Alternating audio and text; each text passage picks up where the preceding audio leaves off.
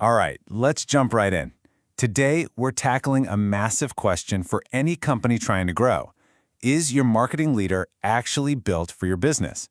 Because, the marketing guru you need for a software company is a totally different person from the one you need for a consumer brand. We're talking about two completely different worlds.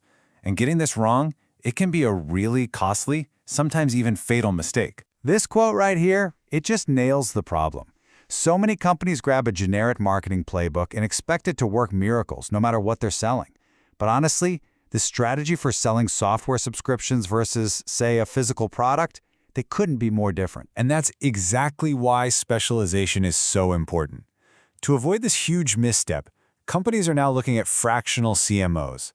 But not just any strategist, they're looking for operators who have been in the trenches and have deep hands-on experience in one of these worlds, either software as a service or direct-to-consumer. They know which levers to pull because they've pulled them before. So let's start with the basics. The real difference between these two worlds really begins with the customer's journey. It's truly a tale of two very different funnels. Just look at the pacing. SaaS marketing is a long game. It's about building a relationship. You're not just selling something, you're guiding a user, helping them discover the value of your product over time. That free trial, that onboarding phase, that's everything. D2C, on the other hand, is a flat-out sprint. You have just a few seconds to grab someone's attention with a killer ad and a great offer to drive that purchase right now. It's fast, it's transactional, and it is brutally competitive. And this directly impacts what keeps a marketing leader up at night. A SaaS CMO, they're obsessed with churn. That's the percentage of customers who cancel their subscription. They live and breathe monthly recurring revenue, or MRR. Every single decision is about protecting and growing that number. Now, a D2C CMO is laser-focused on something else, return on ad spend, or ROAS. They got to know that every dollar they put into an ad brings multiple dollars back, all while juggling the super thin margins of selling physical stuff. So how does a specialist tackle the SaaS world? Well, it's not about just getting more leads. It's about building a solid, robust engine that drives growth for the long haul. Here's what their playbook looks like. You see, a SaaS CMO's job is completely intertwined with the product itself. Their number one priority isn't just advertising, it's making the user's experience better. They'll rebuild the entire onboarding process just to get users to that aha moment faster. They work to align the product-led growth of the sales teams to make everything smoother. And, this is critical, they build automated loops inside the product and through email to keep users hooked and to fight that dreaded churn. Okay, let's do a hard pivot. Now we're jumping into the D2C world. The playbook here? It is completely different. This is a game of brand, speed, and making profitable sales. For a D2C leader, brand is everything. Every ad, every email, every box that shows up at your door has to tell the same compelling story. Next, it's all about performance. They live in the data, testing ads like crazy, because what works today might not work tomorrow. And finally, they focus on customer lifetime value, building out automated email and SMS flows to get people to buy again and again. Because that first sale, that just pays for the ad.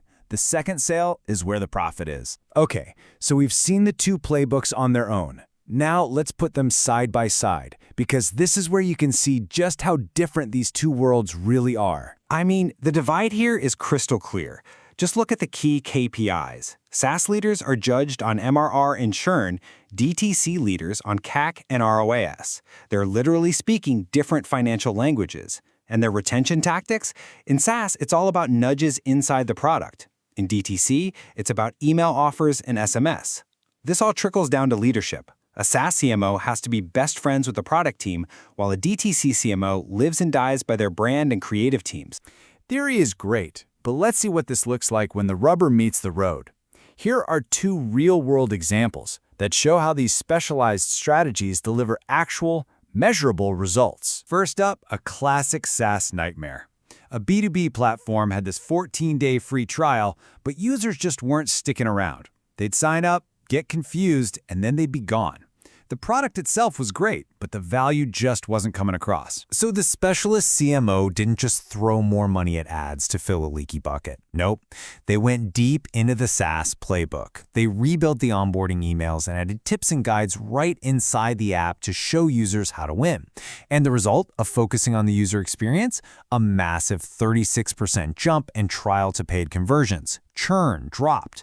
That's the power of fixing the funnel, not just filling it. All right, now for the D2C world, picture this. A health supplement brand is burning through cash on ads with totally unpredictable results.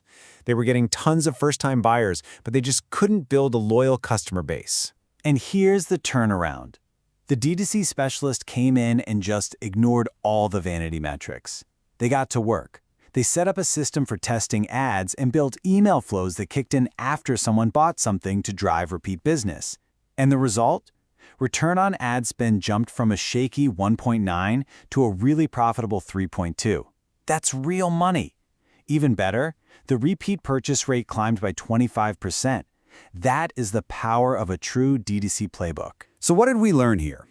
That growth doesn't come from some generic one-size-fits-all playbook. It just doesn't work. SaaS is a marathon, and it's all about user activation and long-term retention. D2C is a high-speed sprint, driven by brand, amazing creative, and immediate profitability. The single biggest takeaway is this. You absolutely need a leader who speaks the native language of the world your business lives in. So that really just leaves us with one final question for you to think about. Look at your business, your goals, your challenges. Is your marketing leadership built for your world? Thanks for watching.